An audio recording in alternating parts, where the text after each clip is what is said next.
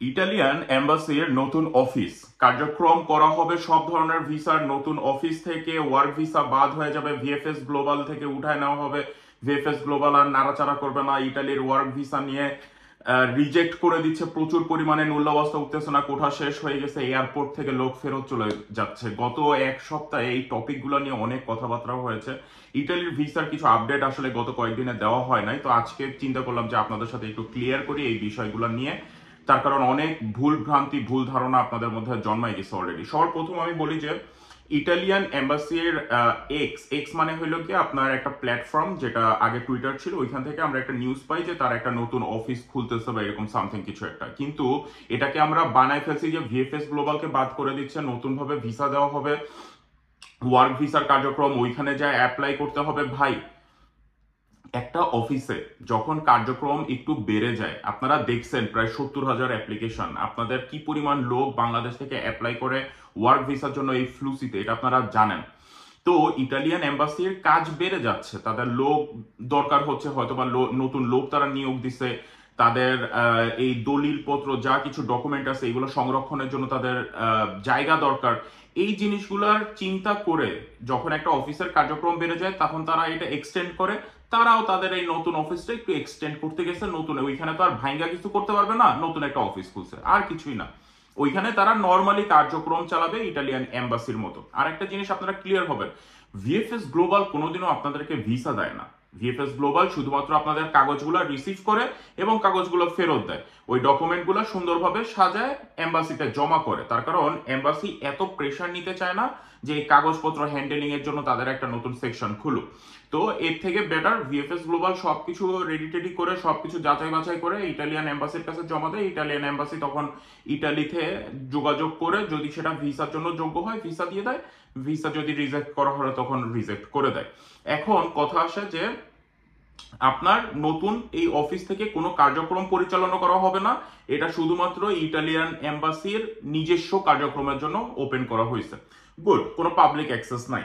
দ্বিতীয় বিষয়টা হলো প্রচুর পরিমাণে ভিসা রিজেক্ট করে দিচ্ছে ভাই ভিসা রিজেক্ট করতেছে কোনগুলো এগুলো আপনারা একটু চিন্তা করেন যেগুলো আজ থেকে 6 মাস 7 মাস 10 মাস আগে আবেদন করা সেইগুলাই রিজেক্ট করতেছে বেশি আপনাদের নতুন যারা অ্যাপয়েন্টমেন্ট পাইছেন তাদের কয়জনের ভিসা রিজেক্ট হয়েছে আমাকে একটু বুঝাই বলেন তার কারণ অ্যাপয়েন্টমেন্ট যখনই আপনারা এই মের 2 তারিখের পর থেকে আপনারা পাওয়া শুরু করছেন তখন তো আপনারা জানেন আপনাদের মূল অবস্থাটা অরিজিনাল এরকম লোক অলরেডি ভিসা পেয়ে ইটালিতে চলে আসছে এরকম লোক আছে ঠিক আছে 2024 সালে মার্চে আবেদন করা ডিসেম্বরে আবেদন করা তো কি পরিমাণ আছে যাই হোক ভিসাগুলো রিজেক্ট করতেছে যেগুলো হলো অনেক আগে থেকে জমা ছিল সেইগুলাই মেইনলি আপনার রিজেক্ট হচ্ছে তো এই ব্যাপারে আপনারা ভুল ধারণা নেবেন না আপনারা দেখেন ইউটিউবে ভিডিও আসে এখানে ভিডিও আসে সেই সেপ্টেম্বরে আবেদন করা অগাস্টের 27 তারিখে আবেদন করা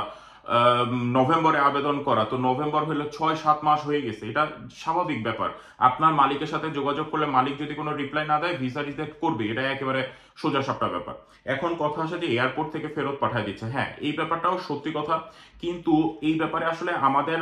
যারা ইউটিউবার এদের বেশি করে বলার কিছুই নাই তার কারণ ভাই দেখেন ইমিগ্রেশনের উপরে কারো অথরিটি নাই ইমিগ্রেশনের পুলিশ এতটাই পাওয়ারফুল তার কারণ সমস্ত দেশে সমস্ত ইটালির যেই বর্ডার সেখানে একটা মানুষ ঢুকবে কি ঢুকবে না তার পাওয়ার শুধুমাত্র তাদের হাতে আপনার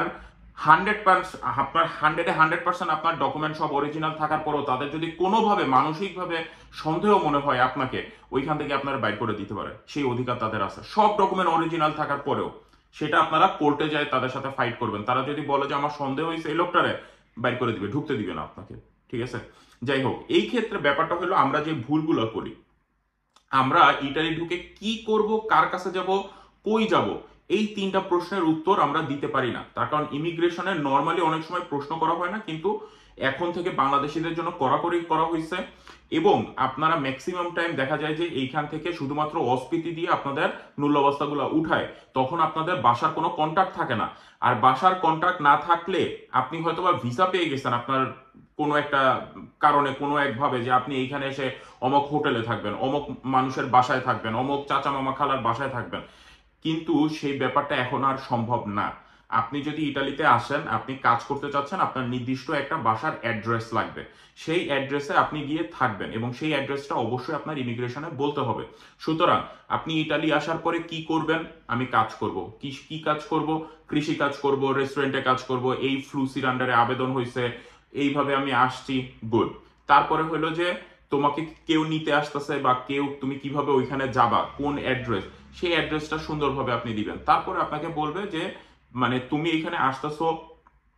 কতদিনের কন্ট্রাক্ট, কিরকম কি, সবকিছু, মালিকের সাথে যে চুক্তি, এই সব কিছু ব্যাপারে একটা ধারণা দিবে। আপনি সুন্দর সাবলীল ভাবে শুধু বলবেন আমি এই ওয়ার্ক পারমিটে এইখানে আসছি, আমি অমুক জায়গায় যাব, আমার ওইখানে মালিক আছে, সে আমাকে রিসিভ করে নিয়ে যাবে, নিয়ে গিয়ে আমাকে ওয়ার্ক পারমিটের জন্য যে কন্ট্রাক্ট আছে আপনার প্রিফেক্টুরাতে গিয়ে তারা যে ওয়ার্ক কন্ট্রাক্টটা সাইন করে সেগুলো সব করে দিবে। আমি 9 মাসের জন্য এখানে কাজ করব, কাজ করে তারপরে যদি আমার মালিক এক্সটেন্ড করে দেয় তাহলে তো আমি থাকবো, আর যদি এক্সটেন্ড না করে দেয় তাহলে আমি বাংলাদেশে ব্যাক চলে যাব। একেবারে সোজা সাপটা অ্যান্সার। এইটুকু যদি ডকুমেন্ট সবকিছু আপনার ঠিক থাকে, আপনার আলেজ্য ঠিক থাকে, আপনার মালিকের সাথে চুক্তিপত্র ঠিক থাকে, আপনার সবকিছু যদি কন্ট্রাক্টের মধ্যে সবকিছু যদি ঠিকঠাক মতো থাকে, অবশ্যই আপনি ঢুকতে পারবেন। তো এই ব্যাপারগুলো এখন থেকে অবশ্যই আপনারা মাথায় রাখবেন যারা ইটালির জন্য প্রসেস করতেছেন। ভবিষ্যতে এই ঝামেলাগুলো আরো বাড়বে দিন দিন, তার কারণ মানে ইটালির অবস্থা আপনারা খুব ভালো করেই জানতেছেন, বুঝতেছেন। এটা গেল এয়ারপোর্টের ব্যাপার। আর ভিসা দ্রুত হবে কিনা দেখেন, এখানে একটা জিনিস শুধু একটু ক্লিয়ার করে দেই, কোঠা এখনো শেষ হয় নাই। মূল অবস্থার ব্যাপারে আমরা আগামীকাল কথা বলবো, কোনো ভুল ধারণা নিয়ে না, কোঠা শেষ হয় নাই, কিন্তু মূল অবস্থা এত পরিমাণেও উঠতেছে না, টুকটাক উঠতেছে, এটা বলে দেই। আর সময়ও কিন্তু ওইরকম আহামরি যে আপনার 20 মিনিট, 15 মিনিট, 30 মিনিটের মূল অবস্থা উঠতেছে তাও না, গত এক সপ্তাহের বিচারে। এটা আমরা আগামীকাল কথা বলবো মূল অবস্থা নিয়ে। তো আর একটা হলো ভিসা দ্রুত দিবে কিনা। হ্যাঁ দেখেন, নতুন অফিস করছে তার মানে এই না যে আপনাদের ভিসা ত্বরান্বিত, মানে ভিসা দেওয়া ত্বরান্বিত হয়ে যাবে না।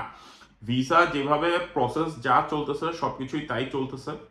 সেইভাবে চলতে থাকবে। কিন্তু একটা ব্যাপার, এগ্রিকালচার ভিসায় যাদের আবেদন হয়েছে তাদেরটা খুব মানে লাস্ট ধরেন এই 1 মাসের মধ্যে অনেক বেশি আপনাদের কাগজ উঠে যাবে, আপনাদের ভিসা হওয়ার সম্ভাবনা অনেক বেশি। এটা হলো এগ্রিকালচারের কথা আমি বললাম। তার কারণ স্পন্সরের এমন কোনো নির্দিষ্ট টাইম নাই যে আপনাকে অমুক সময়ই আসতে হবে। আপনি সারা বছর স্পন্সরে ঢুকতে পারেন ইতালিতে, কিন্তু এগ্রিকালচারের কিছু নির্দিষ্ট সময় আছে। এই সময়ের মধ্যে যদি, যা অলরেডি ইটালিতে শুরু হয়ে গেছে, এর মধ্যে যদি আপনি আসতে না পারেন তাহলে আপনি, ওই মালিকের তো লস হচ্ছে আপনার জন্য আবেদন করে। তো এই কারণে ভিসা হয়তোবা যে খুব দ্রুত দিবে তা ঠিক না, কিন্তু তাদের উপরে প্রেশার আছে। তা ইটালি থেকে, ইটালির যারা এগ্রিকালচারের যে মালিক, যে সংস্থাগুলো আছে, তারা প্রেশার দিছে ইটালিয়ান গভর্নমেন্টকে। ইটালিয়ান গভর্নমেন্ট তাদের যত কনসুলেট আছে সারা বিশ্বে, শুধুমাত্র বাংলাদেশ না, সারা বিশ্বে ওয়ার্ক ভিসার জন্য যারা আসতে চাচ্ছে তাদের ভিসার প্রসেসটা যাতে দ্রুত করা হয়, এই ব্যাপারে তাদের উপরে একটা প্রেশার ক্রিয়েট করা হয়েছে, তাদেরকে আদেশ দেওয়া হয়েছে। এবং সেই তার বিপরীতে আবার ইটালিয়ান এম্বাসিও উত্তর দিছে যে আমাদের এত আবেদন, এটা প্রসেস করার জন্য আমাদের লোকবল নাই, আমাদের প্রচুর ইনাফ কর্মচারী নাই, আমাদের যেই প্রসেসটা করব, বিবেচনা করব, যাচাই বাছাই করব, সেই লোক নাই, জায়গা নাই। এই কারণে একটা নতুন অফিস করা হয়েছে। এইখানে থেকে তারা ধরেন যে তাদের ইন্টারনাল কিছু কার্যক্রম চালাবে, তারপরে তাদের এখানে লোকের নিয়োগ দেওয়া হয়েছে কি দেওয়া হয় না সেটা আমরা জানি না, কিন্তু লোক নাই। এখন কাজের যদি লোক না থাকে কিভাবে সেটা ত্বরান্বিত করবে? কিন্তু যতটুকু আমরা ধারণা পেয়েছি যে এখন থেকে আপনার প্রথম অবস্থাতেই আগে যেরকম প্রচুর পরিমাণে মানে অবাধে অরিজিনাল ফেক নুল অবস্থা সব ভুরি ভুরি জমা হইতো, তাদের কাজ করতে ঝামেলা হইতো, সেটা তো আর এখন হচ্ছে না। এখন অ্যাটলিস্ট তারা এইটুকু জানে যে যেই কাগজগুলো এখন জমা পড়তেছে, যে অ্যাপ্লিকেশনগুলো জমা পড়তেছে, তার নুল অবস্থাটা অরিজিনাল, সেটা তারা প্রথমেই সর্ট আউট করে নিচ্ছে। তো এই ক্ষেত্রে আমরা বলতে পারি যে ভিসার কাজটা আগের মতো যেরকম 6 মাস, 8 মাস, 10 মাস আপনারা বসে থাকতেন, এটা কখনোই হবে না। ম্যাক্সিমাম দেখা যাবে যে আপনারা 5 থেকে 6 মাস ওয়েট করা লাগতে পারে। ধরেন আজকে আপনি নুল অবস্থা পাইছেন, আজকে আপনি এম্বাসিতে আবেদন করলেন, কিন্তু আবেদন করার পরে দেখা যাচ্ছে 2 মাস, 3 মাস, 4 মাস পরে যায় আপনি অ্যাপয়েন্টমেন্ট পাইলেন, এবং ভিসা হইতে হইতে ধরেন আরো 3 সপ্তাহ, 1 মাস লেগে গেল। তো ইন টোটাল টাইমটা 5 মাস, ম্যাক্সিমাম 6 মাস। কখনোই আপনি নুল অবস্থা জমা করে, অ্যাপ্লিকেশন করে আপনি আর ওই 7, 8, 10 মাস বসে থাকবেন না, এটুকু আমরা ধারণা করতেছি। এখন বাকিটা আল্লাহর ইচ্ছা। যাই হোক, ভালো থাকবেন। নুল অবস্থা সম্পর্কে আগামীকাল কথা বলবো। দোয়া করবেন আমার জন্য। আল্লাহ হাফেজ, আসসালামু আলাইকুম।